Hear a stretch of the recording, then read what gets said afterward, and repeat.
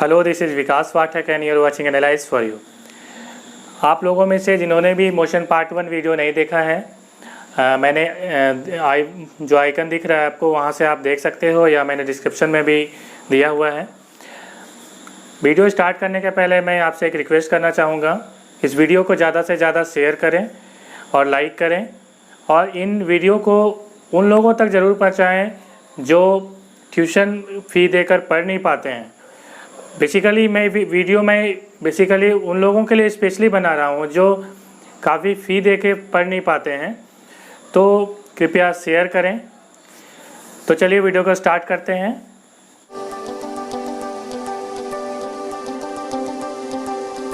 आज का टॉपिक है यूनिफॉर्म मोशन।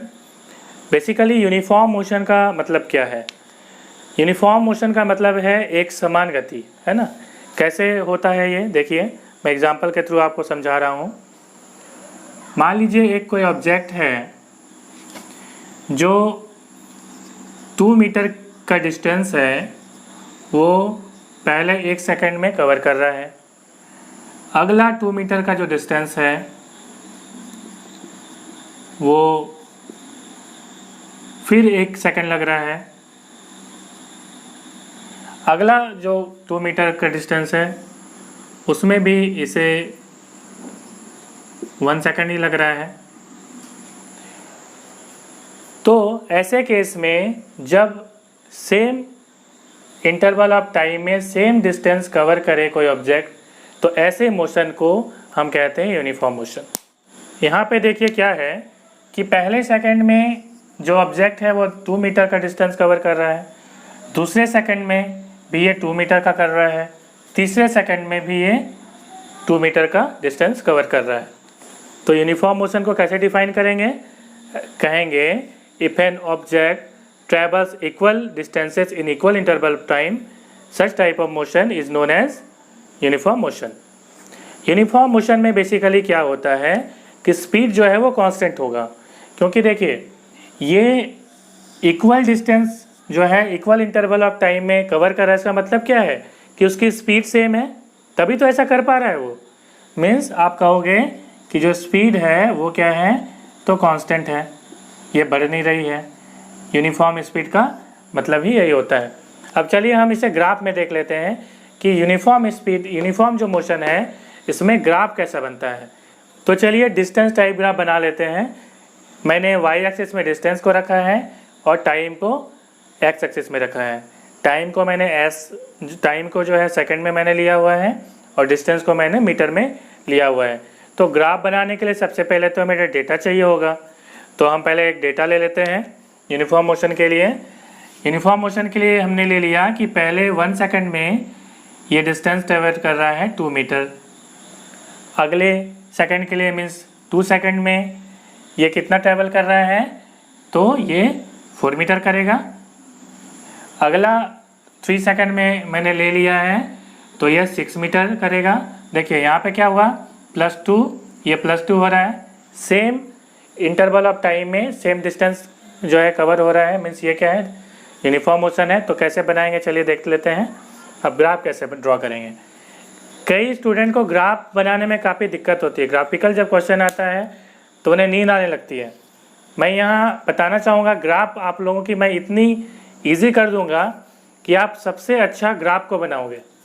तो चलिए देखिए ग्राफ कैसे बनाएंगे। हमने क्या लेना है, टाइम को 1 सेकंड लेना है। यहाँ पे 1 सेकंड मैंने ले लिया है, 2 सेकंड लेना है, फिर 3 सेकंड लेना है। फिर मैंने यहाँ पे 2 मीटर लेना है क्योंकि जो डिस्टेंस है वो 2 मीटर दिया हुआ है। फिर 4 लेना है और 6 लेना है। या आप ऐसे ग्राफ में आप कुछ भी डेटा ले सकते हो और पुट करना है आपको बाद में, है ना।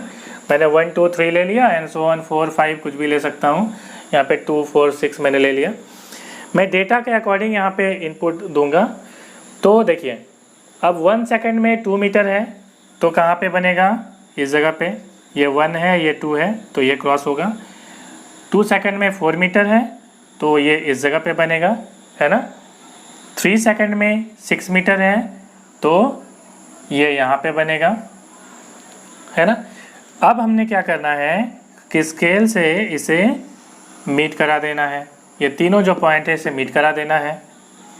तो क्या होगा कि आपको ये स्ट्रेट लाइन प्राप्त होगा, है ना, ये एक स्ट्रेट लाइन बनेगा। आप स्केल से बिल्कुल करोगे तो ये होगा straight line. Means uniform motion में डिस्टेंस टाइम ग्राफ जो होगा वो एक स्ट्रेट लाइन बनेगा। अब चलिए देख लेते हैं कि यूनिफॉर्म मोशन में डिस्टेंस टाइम ग्राफ का जो स्लोप है वो क्या होता है। स्लोप क्या है बेसिक समझ लेते हैं। सबसे पहले तो स्लोप से स्टार्ट करते हैं। स्लोप होता क्या है, देखिए स्लोप का मतलब क्या है, स्लोप को m से डिनोट करते हैं और इसका मतलब होता है, फॉर्मूला होता है tan थीटा, है ना। ट्रिग्नोमेट्री आपने पढ़ा होगा तो अच्छी बात है, नहीं पढ़ा हो तो आप यहाँ पे अभी बेसिक याद कर लें, क्योंकि आपके 9 क्लास में हो सकता है आपने ना पढ़ा हो। तो स्लोप m = tan थीटा होता है। अब tan थीटा का जो वैल्यू होता है वो होता है perpendicular by base, perpendicular by base.